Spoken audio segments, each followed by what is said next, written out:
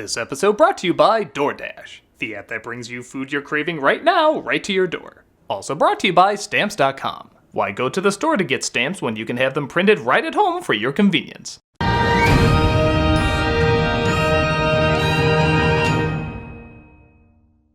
Ladies and gentlemen, behold the outcast, the creepy and depraved, the bizarre creations not meant for the normal world. Embrace the twisted weirdness of freak show cinema. If you're like me, you were introduced to the book series, A Series of Unfortunate Events, through the 2004 film. If you're also like me, you're a fan of children sometimes being taught a little scary, deranged, downright disturbing tough love.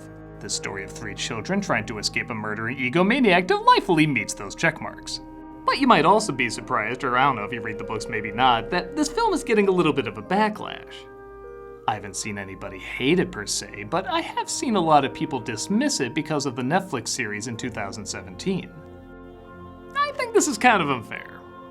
I don't love this movie, and no, I haven't read the books, but having seen the Netflix series, I can certainly see the differences, but I honestly see more similarities.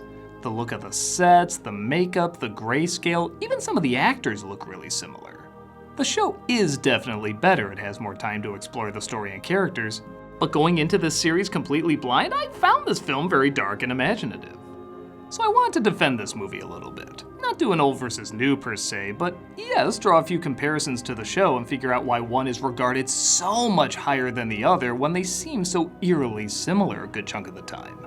Because truth be told, I think this movie deserves another look at.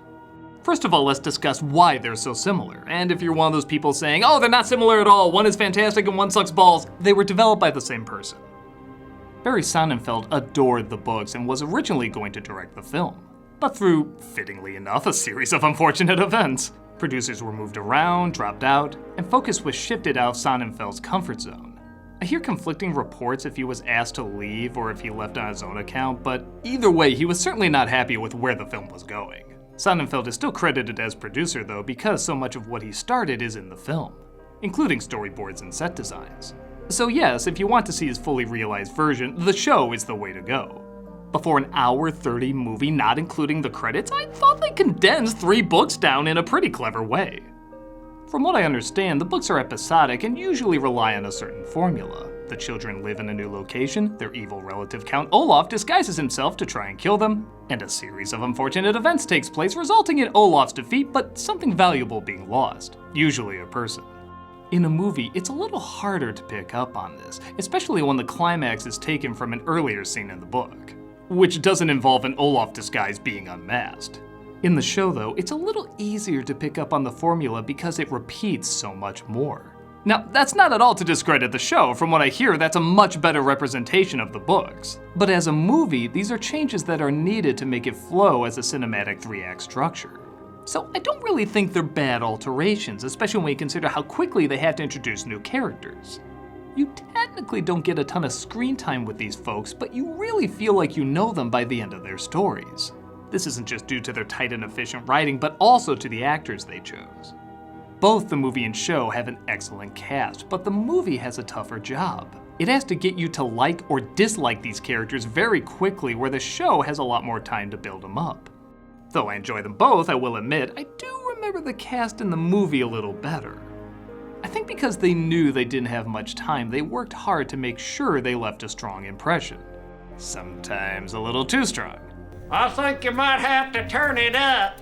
Is anybody out there? Okay, let's talk about people's probably biggest issue with the movie, Jim Carrey. This is bizarrely an uneven performance. Now, granted, that's nothing unusual for Carrey, but the way this one works is uniquely different. Carrey, for the first third of the movie, is pretty annoying. Something, something, something. Music builds to a crescendo. Ending on the right foot. Now yes, Count Olaf is supposed to be annoying, but Carrey seems to just be doing his Carrey shtick of making faces and weird voices. This doesn't really feel like a fleshed out character, this feels more like Carrey trying to make us laugh by acting goofy. Imagine my surprise.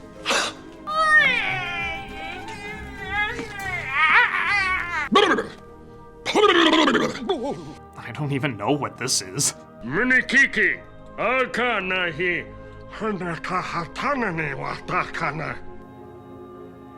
But then something interesting happens. At the end of the first act, where Olaf tries to kill them for the first time, we get this scene. I'm going to get you no matter where you go, no matter what you do, I'll find you. You are so deceived. For whatever reason, Carrey is legitimately good after this moment. I think it's because he can now openly be a threat. When Carrey has to play an over-the-top jerk, he goes so goofy it's not believable. Or in my opinion, that funny. When he has to play an over-the-top murderer, he's surprisingly both funny and intimidating. When the kids see through his first disguise, there's something so creepy about him clearly knowing he's caught, but still continuing the act. Count Olaf. Hello. Now, why would you say something like that? The performance has a lot of little glances like this. Every time he does it, I swear he's gonna snap and lunge after them. Do you have a hall pass? I didn't think so. It's that terrifying mix of composed enough to deceive, but savage enough to crack. It's equally frightening both when he breaks character and stays in character. It's Captain Shab, your new guardian. You just stay where you're at, and we'll come where you're told. Even when he returns as Olaf, his comedy really improves. Doing terrible things, but with pretty good one-liners. Let her go! Gladly. Let her go. No! Put a hold on that.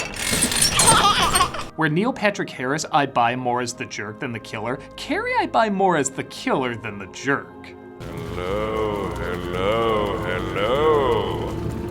There's a lot to be said about it visually. The over-the-top look of both the movie and show are literally well illustrated in the books, which both versions try to replicate.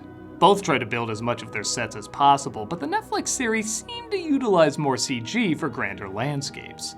The film has a little bit more of a staged look, which not only gives an otherworldly yet artificial look to the cold reality that awaits them, but it also feels a lot more claustrophobic. It truly comes across that everything is closing in on them because it literally is. The ways they incorporate certain ideas from the book are very clever too.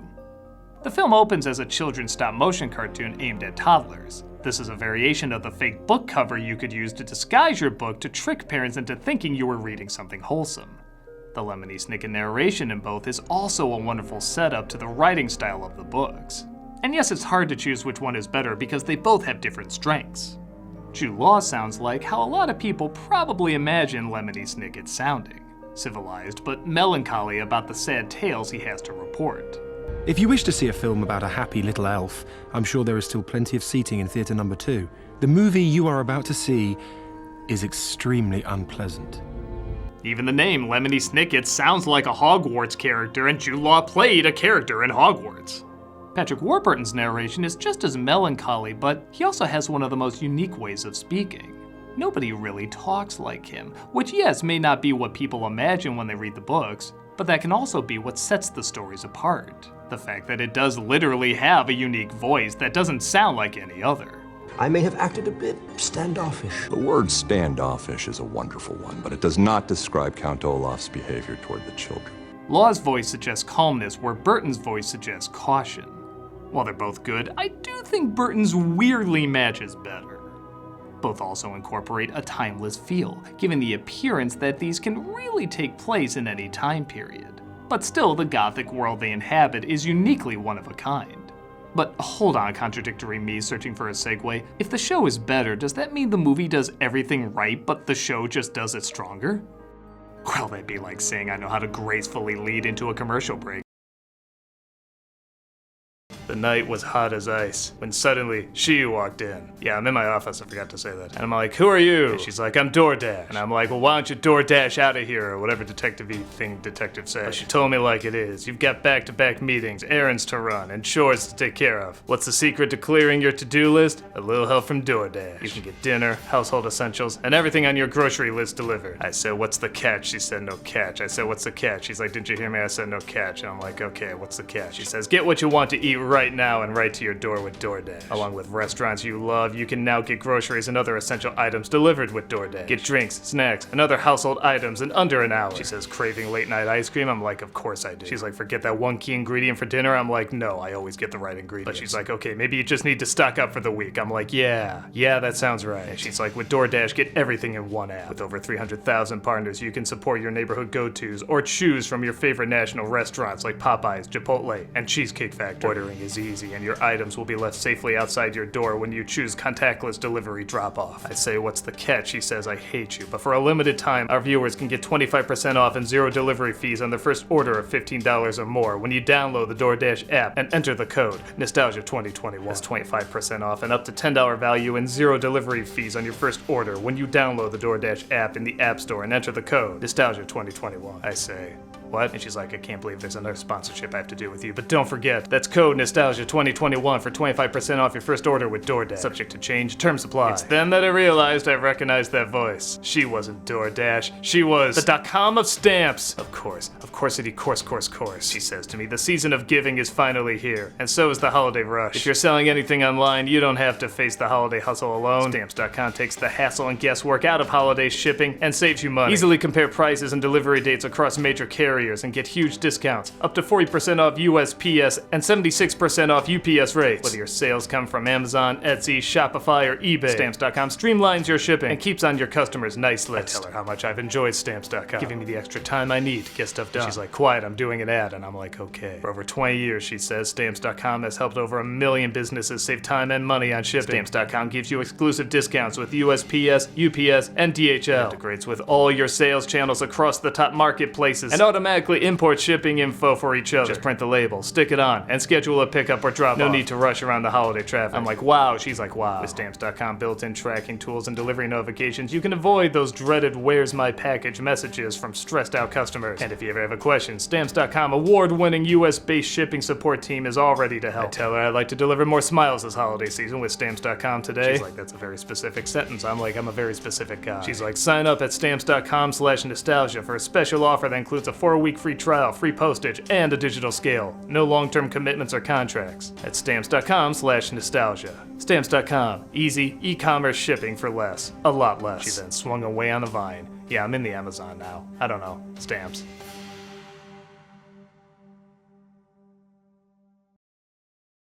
So yeah, even I, a fan of the movie, have to admit, there's a lot of clumsy moments with it.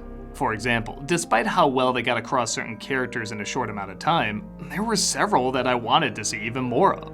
Before I discovered there even was more of them in the book. Olaf's minions, for example, are all played by great actors but are given almost no time to shine.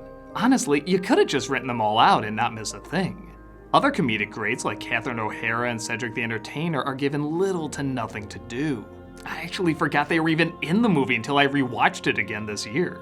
I originally thought Dustin Hoffman was in this because the twins who played Sonny were named Hoffman. Like, I don't know, maybe he was related to them and this is an in-joke. But I couldn't find any proof of that, so there he is. Again, I have no idea why he's there. There's one or two jokes that are a little shaky too.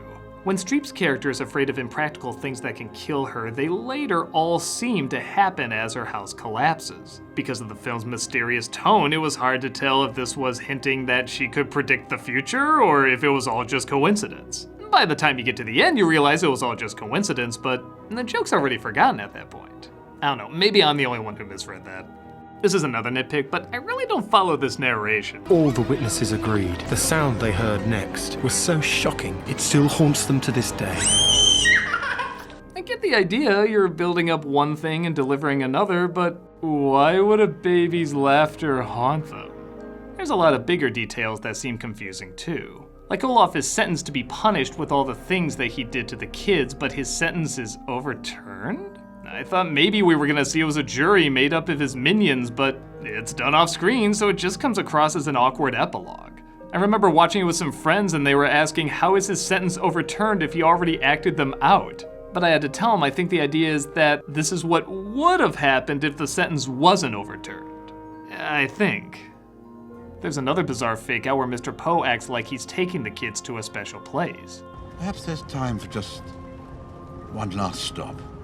You see them get back to their home fully restored, only to reveal it was them remembering it like it was. Okay, I get them being nostalgic and imagining it was put back together, but if that's the case, what the fuck, Mr. Poe? Oh, I have a special treat for you, the place where your parents burned. Jesus fuck! Maybe the idea was he knew the spyglass would be dropped off there, which would possibly connect to all that secret organization stuff in the other books? Which, was he a part of that? Even if not, that's quite a coincidence they showed up there just as the mailman dropped that off. And the last big complaint, I guess once again, is Carrey. And I'm actually not talking about his acting this time, but the fact that one of the reasons Sonnenfeld left was he felt the producers wanted to make it more about him being the bigger star than the kids. And yeah, I'd be lying if I said I didn't see what he was talking about, but again, I think these kids really do carry the story, and I did want to know what was going to happen to them.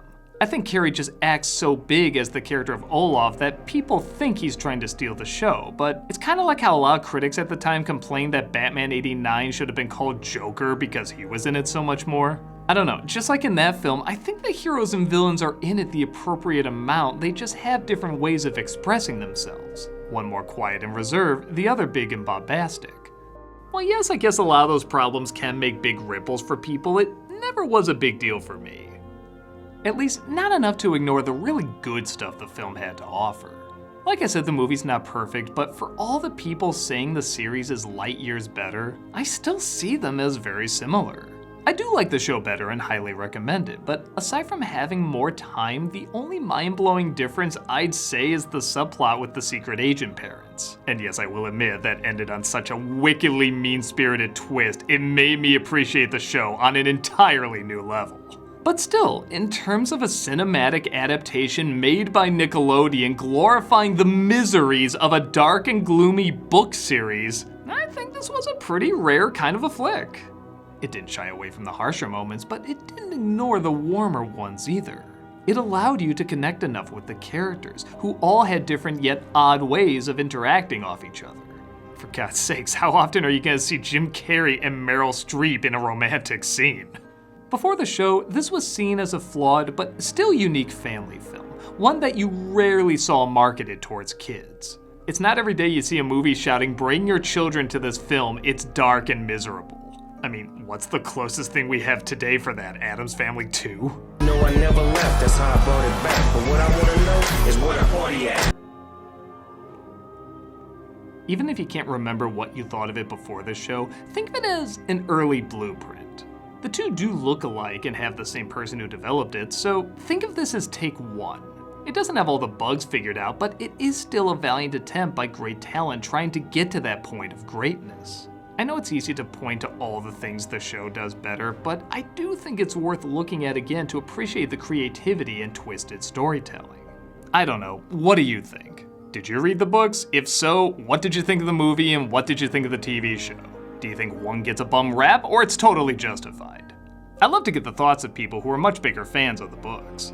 As for me, this movie may not be perfection, but it's not unfortunate enough for me to say it was unfortunate to see.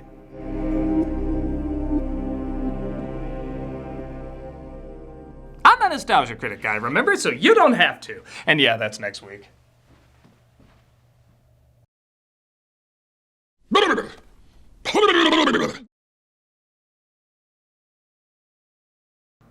Hey, Doug Walker here doing the charity shout out, and this charity was a recommendation. Thank you so much. It is called Can Do Canines, and it does not have anything to do with cats, sadly, but I guess he's going to be here and keep me company while I talk about it. Can Do Canines is dedicated to enhancing the quality of life for people with disabilities by creating mutually beneficial partnerships with specially trained dogs. Again, reason they don't use cats. They envision a future in which every person who needs and wants an assistance dog can have one. Can Do Canines believes dogs can be good citizens and helpful partners to help people with disabilities when properly trained. Adopting homeless dogs from animal shelters when possible, giving them good homes, and training them for important jobs is a humane and worthy endeavor. And they are definitely right about that. This is a really good organization doing something that's really good for both people and animals, so definitely check them out. See if you can donate. If not, just spread the word. Like I said in all these, just the more you can spread about the good that people do, the more wonderful and more aware people will be, and maybe they'll do something similar. And Buster's rubbing up against the camera right now, probably making all sorts of noise, so I'm just gonna cut it off here. But check out the site. Take care.